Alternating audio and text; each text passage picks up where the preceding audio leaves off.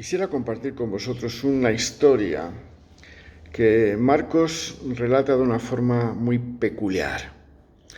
Hablando de Pedro, cuando después de hacer una manifestación grandiosa diciendo que Jesús es el Cristo, el Hijo de Dios, pasa a ser reprendido por el mismo Jesús a no entender lo que había de acontecerle. Pero vayamos a la lectura en el Evangelio de Marcos, capítulo 8, verso 31 al 38. Y dice así: Y comenzó a enseñarles que le era necesario al Hijo del Hombre padecer mucho y ser desechado por los ancianos y por los principales sacerdotes y por los escribas y ser muerto y resucitar después de 3 días. Esto les decía claramente. Entonces Pedro le tomó aparte y comenzó a reconvenirle, pero él, volviéndose y mirando a sus discípulos, reprendió a Pedro, diciendo: Quítate de delante de mí, Satanás, porque no pones la mira en las cosas de Dios, sino en las de los hombres. Y llamando a la gente y a sus discípulos les dijo: Si alguno quiere venir en pos de mí, niéguese a sí mismo y tome su cruz y sígame. Porque todo el que quiera salvar su vida la perderá, y todo el que pierda su vida por causa de mí y del Evangelio la salvará. Porque ¿qué aprovechará al hombre si ganare todo el mundo y perdiere su alma? ¿O qué recompensa dará el hombre por su alma? Porque el que se avergonzare de mí y de mis palabras en esta generación adulta y pecadora, el Hijo del Hombre se avergonzará también de él cuando venga en la gloria de su Padre con los santos ángeles. Que el Señor bendiga su palabra. Antes de este momento, Jesús no había hablado abiertamente acerca de la pasión. A partir de aquí lo hará clara y repetidamente. Por un lado, la popularidad de Jesús había tocado su punto más alto, como si fuese ahora el momento adecuado, oportuno para explicar todo lo que iba a acontecer. Un momento culminante que marca un antes y un después, una especie de bisagra en el ministerio de Jesús. Este relato Mateo lo describe como que le era necesario ir a Jerusalén y padecer mucho por parte de los ancianos y sacerdotes. Lo hizo así para que los discípulos comprendiesen que aun cuando era el Cristo, como Pedro había declarado, eso no le establecía en un rey terrenal. Esa esperanza como que estuvo velada de los discípulos hasta que el Señor ascendió a los cielos. Era algo difícil de entender y aceptar para ellos, aunque Él les decía claramente, como dice el verso 32. En primer lugar, porque chocaba directamente con la idea que ellos tenían acerca del Mesías, como un líder victorioso y no como un hombre vencido y exhausto. Esto era escandaloso en la cultura judía. Y en segundo lugar, porque viendo a las multitudes siguiendo a Jesús por todos los lugares por donde iba, no podían figurarse que su propia nación fuera a crucificarle.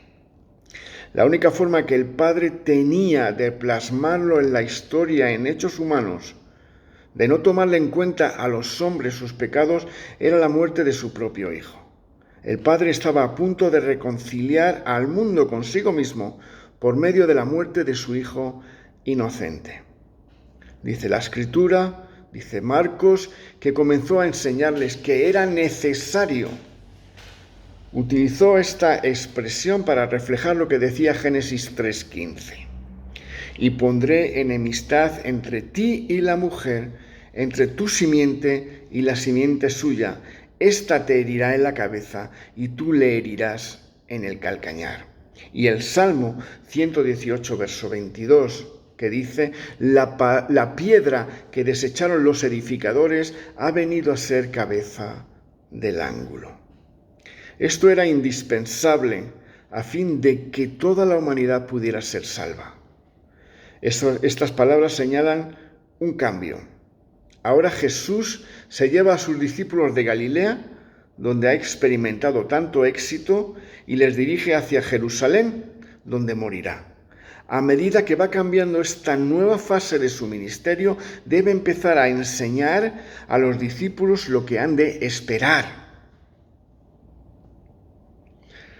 formaba parte del plan divino para la instauración de su reino. Los judíos no habían considerado correctamente el grave problema del pecado en el ser humano. Pero el Señor sabía que no es posible implantar los grandes principios del reino expuestos claramente en el Sermón del Monte en corazones sin transformar. Porque era la voluntad de Dios que Jesús sufriera, muriera y fuese resucitado, Padre e Hijo unidos en la obra perfecta de la redención. Los judíos esperaban un Mesías triunfador, como lo relata Isaías en el capítulo 52 y 53. Habla de un siervo que sufre, que será engrandecido y ensalzado, que sería despreciado y desechado entre los hombres, varón de dolores y experimentado en quebranto, que herido fue por nuestras rebeliones, molido por nuestros pecados, que cortado fue de la tierra de los vivientes, por la rebelión de mi pueblo fue herido, y dispusiese con los impíos su sepultura. Cristo era la revelación perfecta del Padre, pero no solo en la culminación de su sacrificio, sino desde el inicio de su presencia entre los hombres, desde la encarnación misma.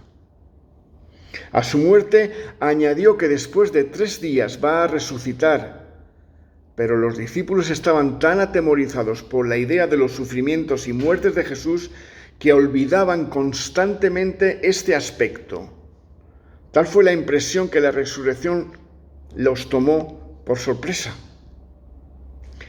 Los discípulos habían entregado mucho, es verdad, para seguir a Jesús, y en ese momento empezaban a ver los frutos.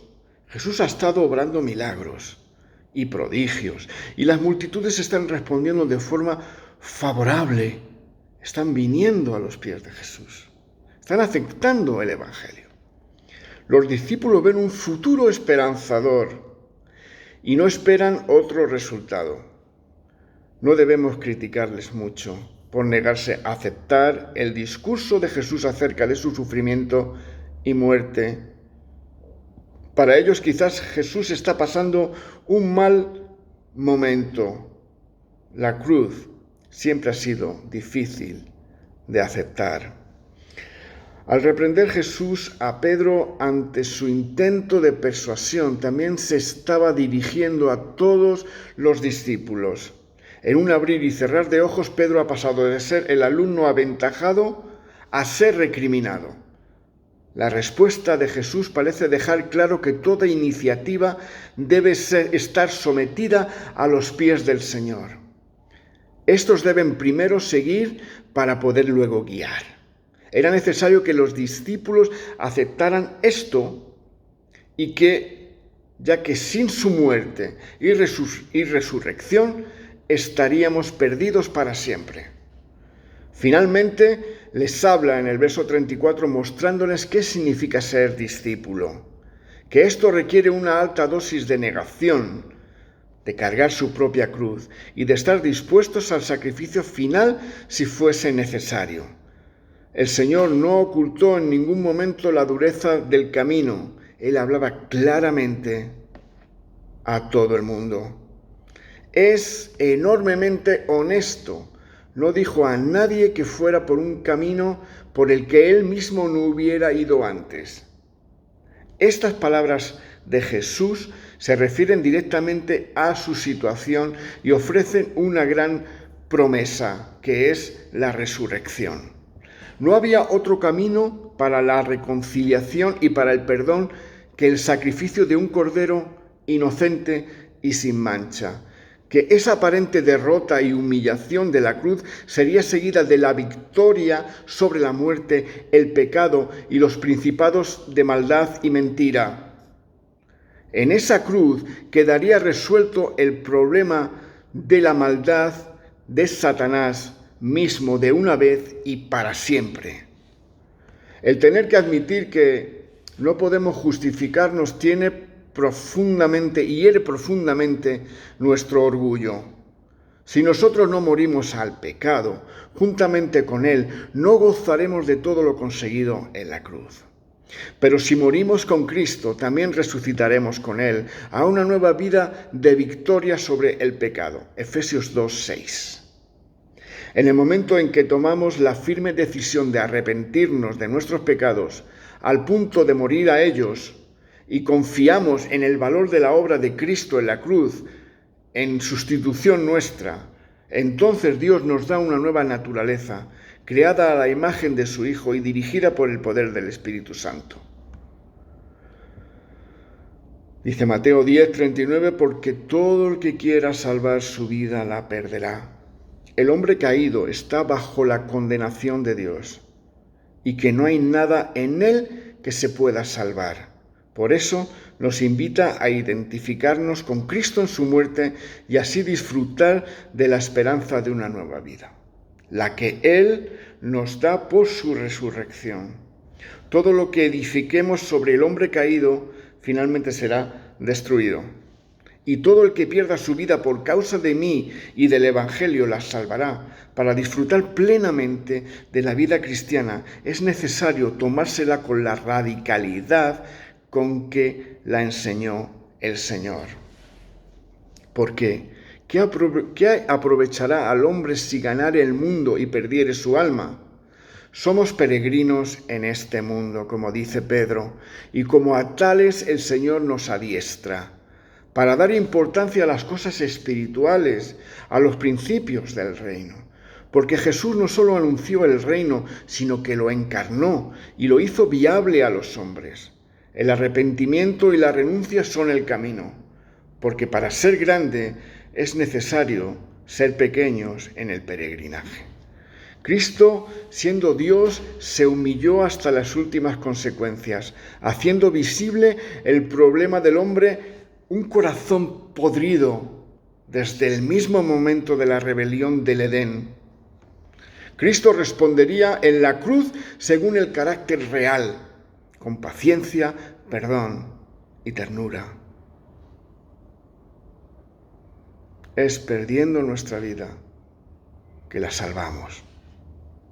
Al igual que a los discípulos, a nosotros nos cuesta dejar de centrarnos en lo material y temporal, mientras que el Señor nos sigue hablando de valor, de ese valor de lo eterno y espiritual. Jesús nos muestra su grandeza y nos anuncia lo que debía suceder: el perdón para todos por medio del sacrificio del Hijo de Dios. Una realidad de perdón de principio a fin bajo la realeza de Cristo, poniendo la otra mejilla tal como Él había enseñado. La única manera en que los hombres pudieron exhibir públicamente toda su maldad y bajeza fue sobre su propia carne. Él encarnó y anunció el reino. Nos mostró un camino que no debe sorprendernos. Cristo, la revelación preciosa de la voluntad de Dios, el resplandor de la gloria de Dios desde el pesebre hasta la cruz y más allá. Y ahora viene a mi mente esta respuesta de Jesús: ¿queréis vosotros iros también? Porque si queremos seguir a Jesús, el paquete está expuesto.